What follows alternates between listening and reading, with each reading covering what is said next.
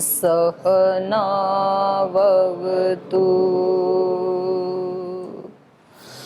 सहनौ भुनक्तु सह वीर्यं करवावहै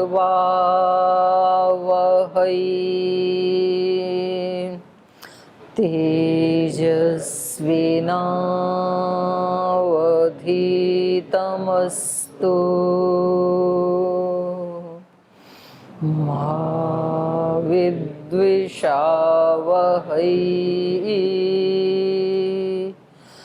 ॐ व्रतानां व्रतपते व्रतं चरिष्यामि तच्छकेयं तन्मे राध्यताम् इदमहमनृतात् सत्यमुपैमि ॐ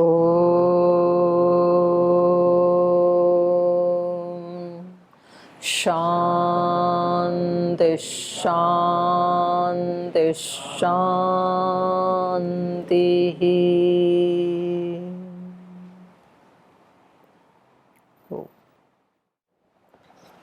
वाल्मीकि रामायण के अयोध्या कांड का 58वां सर्ग हम पढ़ रहे हैं और इस सर्ग में बहुत ही सुंदर राम राज्य का जो स्वरूप है वो इसमें चित्रित किया गया है।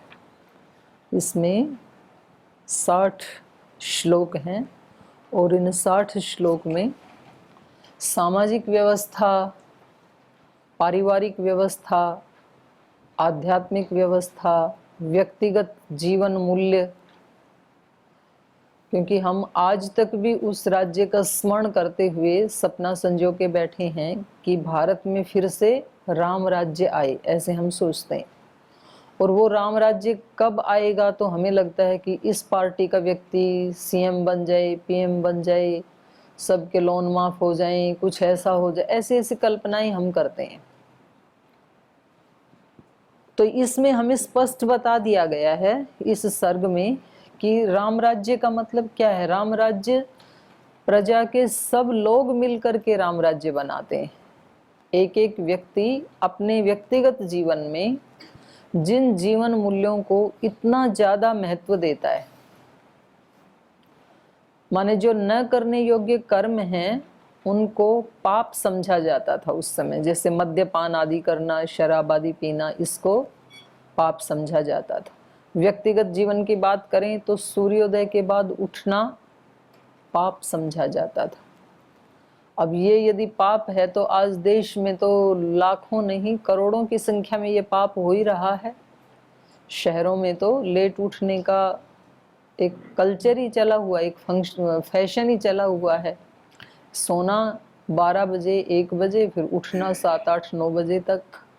ये यहाँ पर इसको पाप बोला है, अपराध बोला है, न करने योग्य। तो व्यक्तिगत जीवन में जैसे आप यहाँ देखेंगे 41 नंबर सूत्र में और 40 नंबर सूत्र में, फिर ऐसे ही 42 में, जो माता पिता गुरुजनों की सेवा करने का जिसको सौभाग्य नहीं मिलता है उसको भी पाप माना गया है।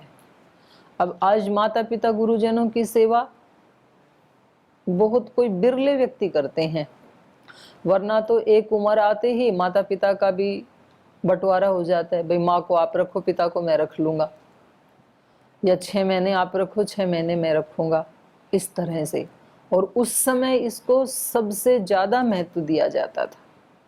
यहाँ पर शपथ ले रहे हैं भरत जी की, यदि मैंने श्री राम को वन में भेजा हो तो मुझे माता पिता और गुरुजनों की सेवा का अवसर कदापि ना मिले। मतलब गुरुजनों की सेवा का अवसर न मिलना ये अपने आप में क्या समझा जाता था, एक गाली समझी जाती थी, एक पाप समझा जाता था। किसी को कहें कि आपको माता पिता गुरुजनों की सेवा का अवसर नहीं दिया जाएगा, तो समझो कि उस व्यक्ति के ऊपर हमने कुठाराघात कर दिया है। जैसे ज़्यादा बच्चे पैदा होना भी अच्छा नहीं समझा जाता था उस समय भी, और मुझे लगता है कि कदाचित इसीलिए शायद जनसंख्या कम रही होगी भारत की। लेकिन ये भी एक विचार करने योग्य बात है कि जिस समय भारत की जनसंख्या मात्र 35 करोड़ थी, तो उन 35 करोड़ लोगों ने मिलकर के जो इतने बड़े अपने आप को आक्रांता मानते थे, ब्रिटिश साम्राज्य, वो कहते थे हमारा तो कभी सूर्यास्त होता ही नहीं हमारे साम्राज्य में, इधर अस्त होता है भारत में तो वहाँ उदय हो जाता है, वहाँ अस्त होता है तो यहाँ उदय हो जाता है। तो इतने बड़े साम्राज्य की जड़ें उखाड़ना ये 35 करोड़ लोगों ने कर दिखाया। संकल्प जब व्यक्ति लेता है तो बड़े से बड़ा काम कर सकता है। जब तक संकल्प नहीं लिया तब तक कितने ही ज़्यादा आक्रमणकारी हमारे ऊपर राज्य करते रहे, और जिस दिन संकल्प लिया तो मात्र 35 करोड़ की जनसंख्या ने उनको उखाड़ फेंका। और आज 135 करोड़ की जनसंख्या अपनी उसी आज़ादी की रक्षा भी नहीं कर पा रही है। उन्होंने तो आज़ादी ली थी इतनी बड़ी गुलामी के बाद। तो जब 35 करोड़ लोग अपनी आज़ादी ले सकते हैं इतने बड़े साम्राज्य से, तो क्या 135 करोड़ लोग मिलकर के उस आज़ादी की रक्षा नहीं कर सकते हैं क्या? हमारी शिक्षा व्यवस्था, चिकित्सा व्यवस्था, न्याय व्यवस्था सारी तो गुलाम है। स्वतंत्रता है कहाँ? विचारों की स्वतंत्रता नहीं है। अपनी जो प्राचीन पद्धति थी, अपनी जो प्राचीन शिक्षा व्यवस्था थी, अपनी जो चिकित्सा व्यवस्था थी, वो तो श्रद्धेय स्वामी जी महाराज हैं जो चारों तरफ से झंझावातों से जूझते हुए और फिर अपना झंडा गाड़े हुए हैं अपनी स्वदेशी चिकित्सा का, अपनी स्वदेशी शिक्षा का। तो बाकी तो लोग मतलब उनके मन में ही नहीं आता है। नहीं तो 135 करोड़ मिलके यदि इस बात का ठान लें तो कौन हमें गुलाम बना सकता है? कैसे हमारी व्यवस्थाएं आज भी वो गुलामी वाली हो सकती हैं? अपने ही लोग उसको गौरव नहीं देते हैं, स्वदेश के ही लोग, तो फिर राम राज्य नहीं आने वाला है। ये सब हमारे जीवन मूल्य हैं। स्वदेशी शिक्षा, स्वदेशी चिकित्सा। अभी थोड़ा भी व्यक्ति को कुछ होता है तो वो उधर ही भागता है, उसके अंदर धैर्य नहीं है, विश्वास नहीं है अपने वाली चिकित्सा के ऊपर, तो फिर राम राज्य कैसे आएगा? और उस समय तो इन्होंने कहा कि कोई बीमार होता ही नहीं था। इन्होंने शपथ खाते हुए पीछे एक श्लोक में कहा कि यदि मैंने आर्य राम को वन में भेजा है तो मुझे भी ज्वर आने का पाप लगे। मतलब ज्वर आना भी पाप समझा जाता था, बीमार होना ही पाप समझा जाता था। क्यों पाप समझा जाता था?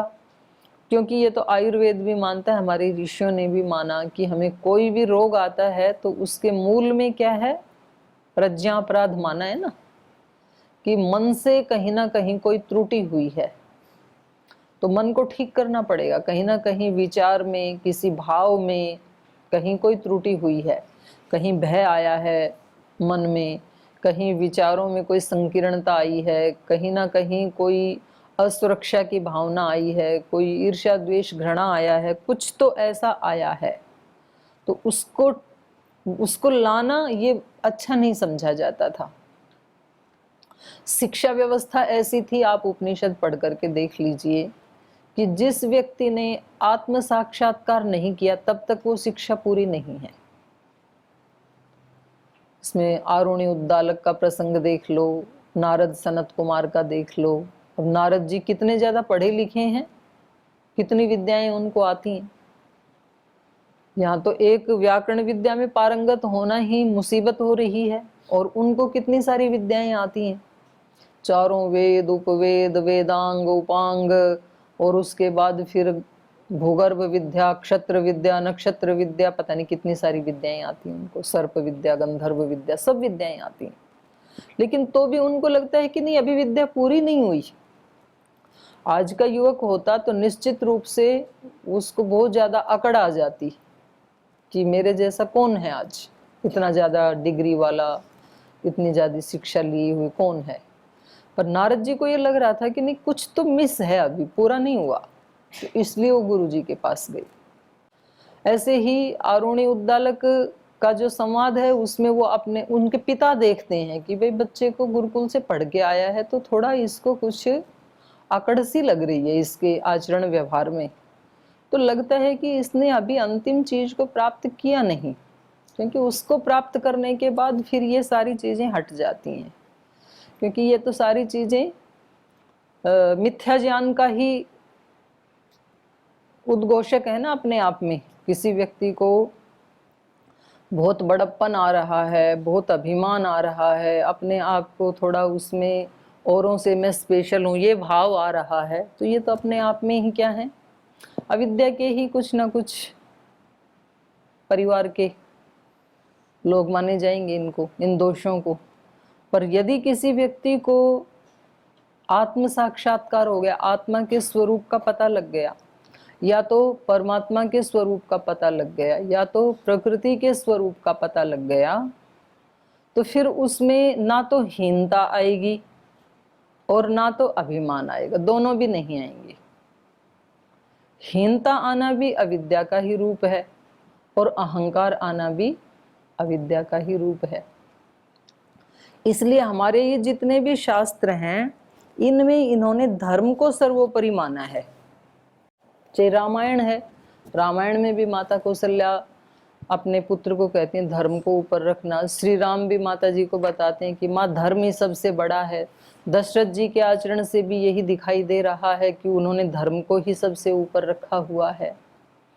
या फिर हम अपने दूसरे शास्त्रों की बात करें, महर्षि दयानंद जी ने भी यही कहा है, गीता भी यही कह रही है कि भाई सब अपने अपने वर्ण आश्रम धर्म का पालन करें। स्वधर्मे निधनम श्रेय परधर्मो भयावह। अपना जो स्वधर्म है उसमें व्यक्ति मर भी जाए यदि उसका पालन करते करते तो वो भी श्रेष्ठ है। और अपने धर्म को छोड़ के किसी दूसरे की नकल करना, उसमें आपको कुछ उपलब्ध भी हो गया तो वो बहुत रिस्की है अपने आप में। तो हमारे वैदिक धर्म में स्वधर्म को बहुत ज्यादा महत्व दिया जाता था। स्वकर्मणा तम अभ्यर्च सिद्धिम विंदति मानव। और धर्म से निकली हुई जो सेवा है या जो पूजा है वो फिर हमारा कल्याण कर सकती है। कई बार ये बात आती है, कुछ लोग पूछते हैं, जैसे हम संगठन में सेवा करते हैं तो कुछ लोग पूछते हैं जिस सेवा से ही हमारा उद्धार हो जाएगा ना, सेवा पर्याप्त है भगवान को प्राप्त करने के लिए, ऐसा प्रश्न पूछते हैं। तो आपसे मैं पूछूं कि सेवा भगवत प्राप्ति में पर्याप्त है? सेवा करने से भगवत प्राप्ति हो जाएगी कि नहीं हो जाएगी? होगी कि नहीं होगी? हो जाएगी, ऐसे कितने कह रहे हैं? हाथ उठाइए। हो जाएगी, नीचे कर लो। और नहीं हो पाएगी वो हाथ उठाइए। सेवा से भगवत प्राप्ति नहीं हो पाएगी, हाथ उठाओ। हाँ उठाओ ना, आप इधर उधर क्यों देख रहे हो? और ये बाकी वाले कौन है जिनमें दोनों में ही नहीं हाथ उठाया? पता नहीं वाला। संतोष जी बताइए, सेवा से भगवत प्राप्ति क्यों नहीं होगी? आप कह रहे हो कि नहीं होगी, तो क्या करना पड़ेगा? और क्या करना पड़ेगा? हाँ जी, ये आप बताओ, सेवा क्यों नहीं पर्याप्त है? जो भी सेवा है वे ईश्वर प्रणिधान, जो ईश्वर को समर्पण करके करना चाहिए। ईश्वर प्रणिधान होगा तभी तो सेवा हो पाएगी, उससे पहले तो सेवा होती भी कहाँ है। तो इसका उत्तर ये है कि केवल सेवा से भगवत प्राप्ति इसलिए नहीं हो सकती है क्योंकि सेवा कई बार दोष रहते हुए भी सेवा व्यक्ति कर लेता है। काम, क्रोध, लोभ, मोह, अहंकार के कारण भी सेवा हो जाती है कभी कभी। यद्यपि वो राजसिक या तामसिक सेवा कही जाएगी, सात्विक सेवा तो वो नहीं कही जाएगी। धर्म से तो सेवा निकल सकती है, लेकिन सेवा से धर्म निकल जाए ये जरूरी नहीं है। यदि तो सात्विक सेवा है तो सेवा से धर्म हो सकता है, वो धर्म का आचरण कर सकता है व्यक्ति। लेकिन जो व्यक्ति धार्मिक है वो सेवा जरूर करेगा, ये पक्का है। तो धर्म का स्वरूप विराट है, धर्म में से सेवा निकल सकती है, सेवा से धर्म निकले ये जरूरी नहीं है। तो हमारे यहाँ धर्म को सर्वोपरि माना है, और धर्म में फिर कुछ तो बेसिक जो धर्म की चीजें हैं वो तो चारों वर्णाश्रम में समान हैं, और कुछ फिर स्पेशल जो हैं वो धर्म के जो कर्तव्य कर्म हैं वो चारों वर्णाश्रमों के लिए अलग अलग हैं। अब उसको जो व्यक्ति श्रद्धा से नहीं करता है लेकिन श्रद्धा से नहीं करता है। जैसे गुरुकुल में आप में से सभी संध्या करते हैं, ब्रह्म यज्ञ सभी करते हैं, लेकिन कुछ श्रद्धा से करते हैं, कुछ श्रद्धा से नहीं करते हैं। तो जो श्रद्धा से नहीं करता है, रामायण की दृष्टि में वो व्यक्ति पाप का भागी है। श्रद्धा से नहीं करता है, भक्ति से नहीं करता है, ठीक समय पे नहीं करता है, करते समय उसका मन इधर उधर विचलित होता रहता है, तो रामायण की दृष्टि से ये सब पाप माना जाता है। आप देखो ना, उपनिषद के अश्वपति कितना बड़ा उद्घोष कर रहे हैं कि मेरे राज्य में कोई ऐसा व्यक्ति नहीं है जो अग्निहोत्र नहीं करता हो। तो इसका मतलब यज्ञ क्या था उस समय? यज्ञ प्रशासन की तरफ से थोपा हुआ नियम था। जैसे टैक्स सब भरेंगे ना, ऐसे यज्ञ सब करेंगे सबके घर में। तो आप सोचो ऐसे राज्य का कितना सुंदर वो होगा। जब सब घरों में यज्ञ होता होगा तो क्या प्रदूषण होगा उस समय? प्रदूषण नहीं होगा। प्रदूषण नहीं होगा तो बीमारियां भी निश्चित रूप से कम मिलेंगी। और जब व्यक्ति यज्ञ हवन संध्या आदि करता है तो मानसिक शुद्धि भी होती है। तो जरूर लड़ाई झगड़े, आतंकवाद, दुराचार, व्यभिचार, बलात्कार ये भी नहीं होते होंगे। तो उसकी उनकी उद्घोषणा है ना उसमें, नाना हिताग्नि ना विद्वान, अविद्वान कोई नहीं है। जब व्यक्ति मन से स्वस्थ होगा तो वो ज्ञान में भी अव्वल होगा। फिर साक्षरता की बात नहीं की उन्होंने, वहां पर विद्वान की बात की है। तो सब विद्वान होना कितनी बड़ी बात है कि मेरे राज्य में कोई भी अविद्वान नहीं है, सब विद्वान है। और ये तो राजा भोज ने भी ऐसे उनकी उद्घोषणा है। भोज प्रबंध में आप देखेंगे कि उन्होंने ढूंढवाया कहीं कि भी देखो कहीं कोई अविद्वान यदि हो तो उसको घर से निकाल दो। किसी अतिथि को ठहराना था जो जम्मू कश्मीर से आई थी, तो उन्होंने सब जगह देखा तो कोई अविद्वान है ही नहीं किसी भी घर में। तो फिर एक व्यक्ति कपड़े बुन रहा था, जुलाहा, तो उन्होंने सोचा ये जरूर अविद्वान होगा, कपड़े बुन रहा है, इसको क्या आता होगा। तो उसको पकड़ लाए और फिर राजा ने कहा कि आप अविद्वान हैं, आपको छोड़ना पड़ेगा, आप तो कुछ पढ़ाई लिखाई नहीं करते हैं। तो उन्होंने उत्तर संस्कृत में ही दिया। फिर काव्य में, काव्यम करोमि न तो चारुतरम करोमि, भले ही मैं अच्छा नहीं करता हूं लेकिन काव्य तो करता हूं, कविता बनाता हूं। और यदि प्रयत्न पूर्वक करूं मैं तो अच्छी भी बना लेता हूं। तो अब आपकी मर्जी, आप मुझे भेजना चाहते हैं कि रखना चाहते हैं। तो राजा बोले आपको तो प्रणाम है, इतना सुंदर आपने काव्य कर दिया, हाथों हाथ उत्तरी काव्य में दे रहे हैं आप। हाँ, कविता करता हूँ, कवयामी, वयामी कपड़े बुनता हूँ, और यामी चलो जा रहा हूँ, आप यदि निकालना चाह रहे हैं तो फिर उनको रोकना पड़ा।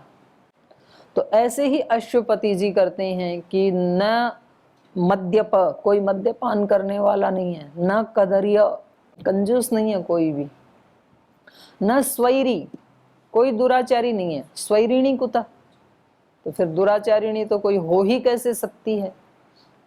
तो देखो उस समय समाज के जो जीवन मूल्य थे उनको ऐसे उनको रखा था जैसे हार्ट के वोल्व होते हैं ना, हमारे हार्ट के वोल्व, वो कितने महत्वपूर्ण हमारे जीवन के आधार है ना।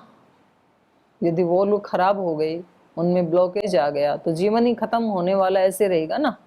तो ये जीवन मूल्य हैं वो हार्ट के वोल्व की तरह से मानते थे लोग कि उसमें न्यूनता नहीं आनी चाहिए। धन कम ज्यादा हो सकता है बेशक, कोई अविद्वान नहीं होना चाहिए, कोई यज्ञ ना करे ऐसा व्यक्ति नहीं होना चाहिए, कोई ब्रह्म यज्ञ ना करे, देव यज्ञ ना करे ऐसा नहीं होना चाहिए, कोई अशिक्षित नहीं होना चाहिए।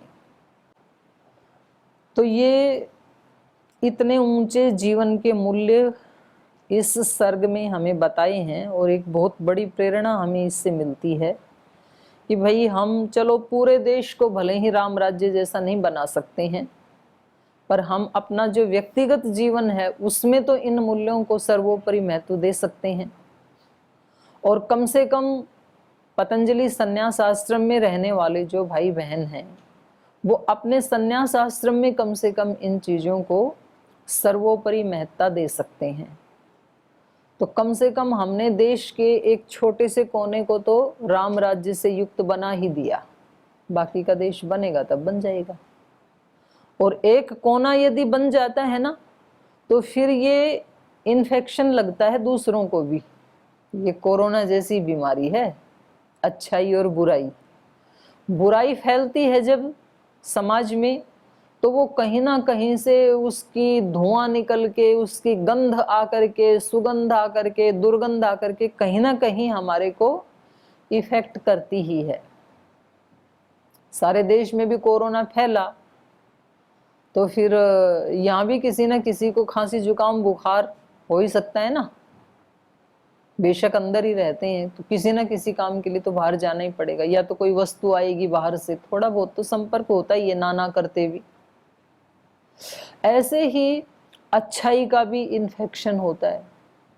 जिन व्यक्तियों का इतना प्रामाणिक जीवन गुरुकुल में संन्यास आश्रम में रहते हुए यदि अपना मेंटेन करके रखते हैं और वो व्यक्ति यदि कहीं बाहर जाता है तो फिर जरूर दूसरा व्यक्ति उससे प्रभावित होता ही होता है। उसको लगता है अरे हम तो कहाँ जी रहे हैं, तो जीवन तो इनका है देखो।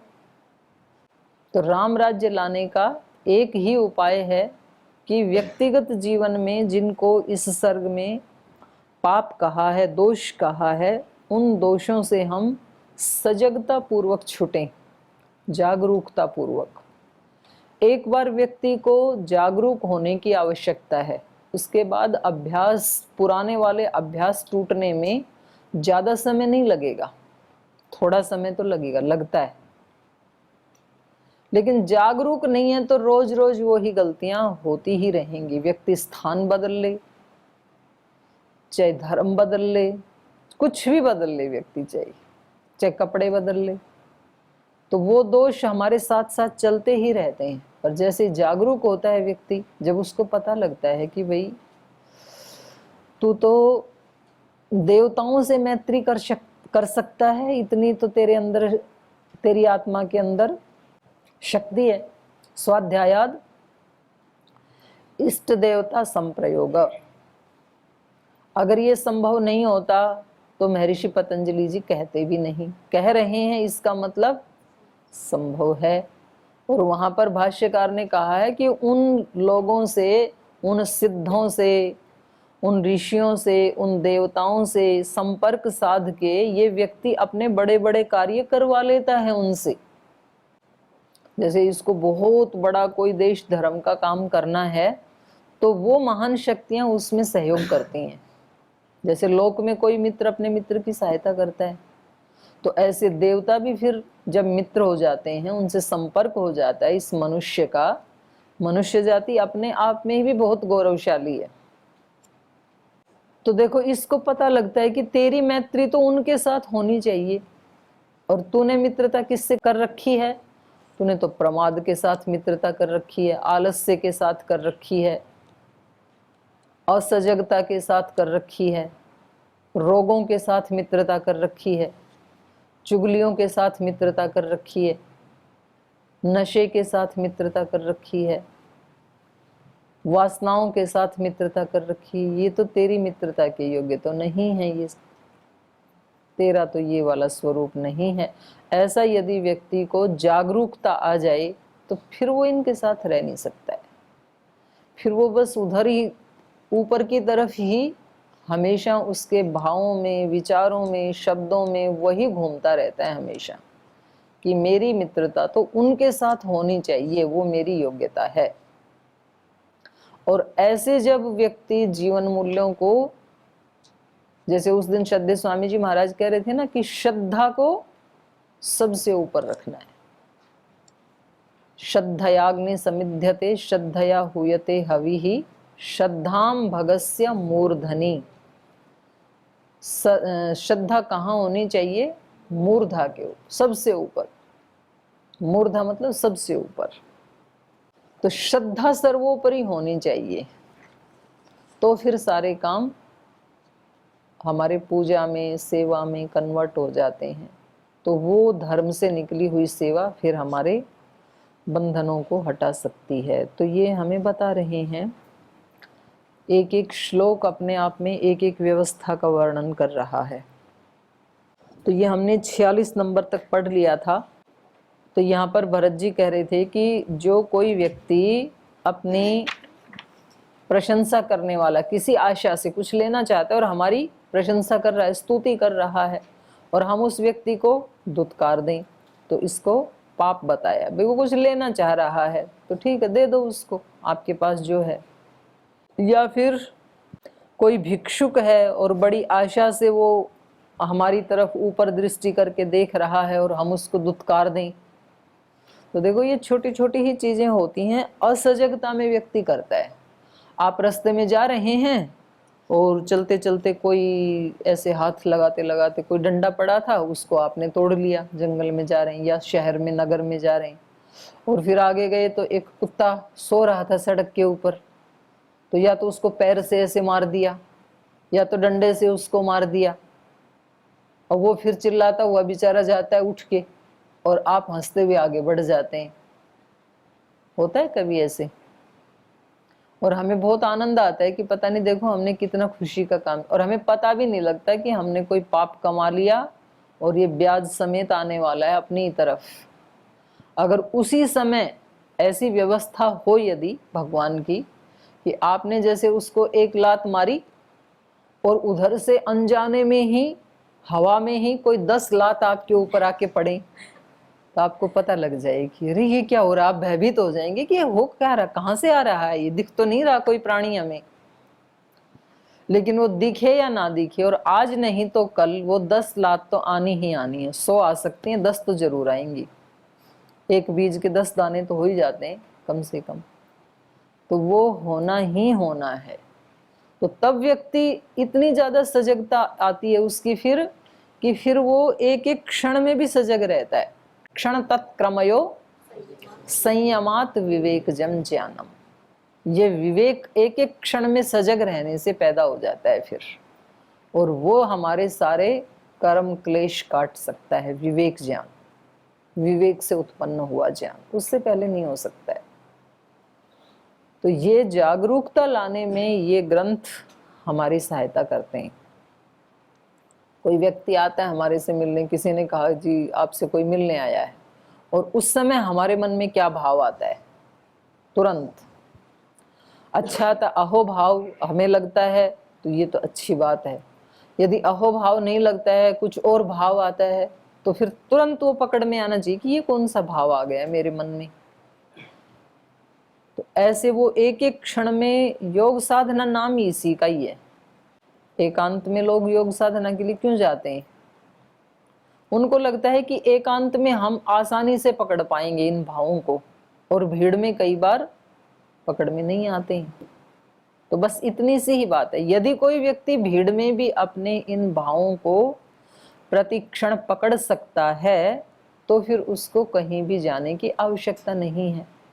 या एकांत में जाकर के भी नहीं पकड़ सकता है, तो फिर उसका एकांत व्यर्थ है।